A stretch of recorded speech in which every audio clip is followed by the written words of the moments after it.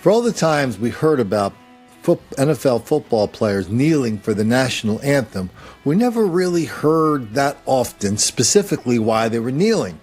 Where they weren't kneeling to protest the military, they weren't kneeling to protest their working conditions, they were kneeling for one specific fact: that black people are relentless victims of relentless white racism all the time, everywhere. That explains everything, especially why so many black people are stopped, arrested, convicted, tried, put in prison, and sent back to prison once they get out. That is totally unfair.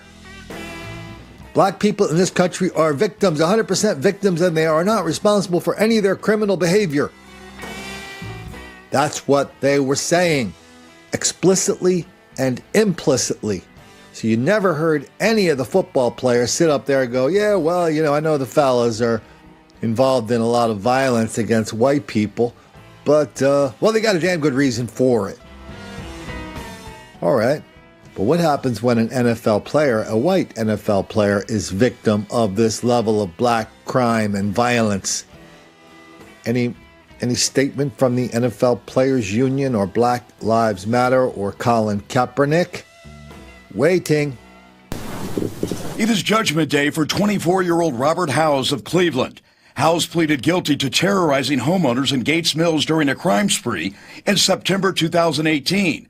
The Fox 8i team revealed that Howes committed a series of robberies and burglaries while out of jail wearing a GPS ankle bracelet. What happened on that September night changed me, no question. He popped up from behind my bar, and for 30 minutes I was terrorized. Super Bowl champion and former Lake Catholic and Cleveland Browns wide receiver Joe Jurevicius tells the judge that Robert Howes threatened to kill him if he did not turn over whatever cash he had. Repeatedly threatened to shoot me in the head.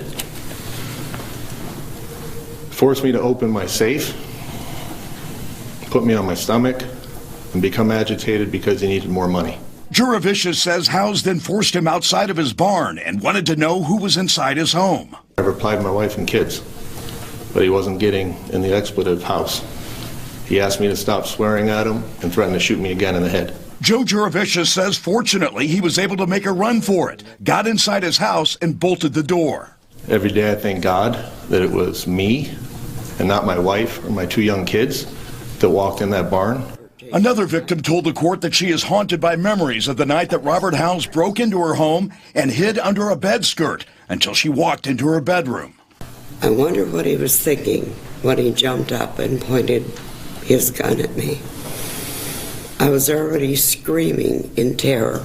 The hardest felon I'm not, never will, never been. Before sentencing, Robert Howes asked for leniency, calling his crimes mistakes that he made in the throes of a drug addiction. Other than a few fights in prison, I've never hurt anybody or anything in my life.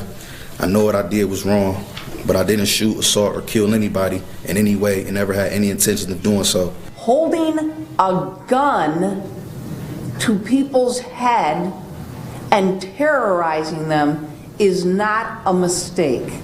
It is a crime. After Judge Nancy McDonald reveals Robert Howes will not be given a break and must serve consecutive maximum sentences, Howes lashes out and has to be hauled out of the courtroom by deputies.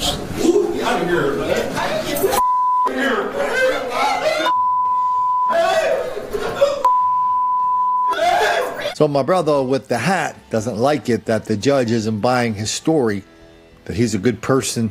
He never would have hurt those people. He just had the gun for whatever reason. Please, sir, I want some more. We're supposed to take his word for it.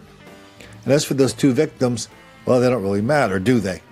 He didn't kill them. They're lucky. They should be thankful he didn't kill them. Because getting pissed off that somebody put your family in a position where they could die, well, what's the use of that, since all that's going to do is make the black kids angry?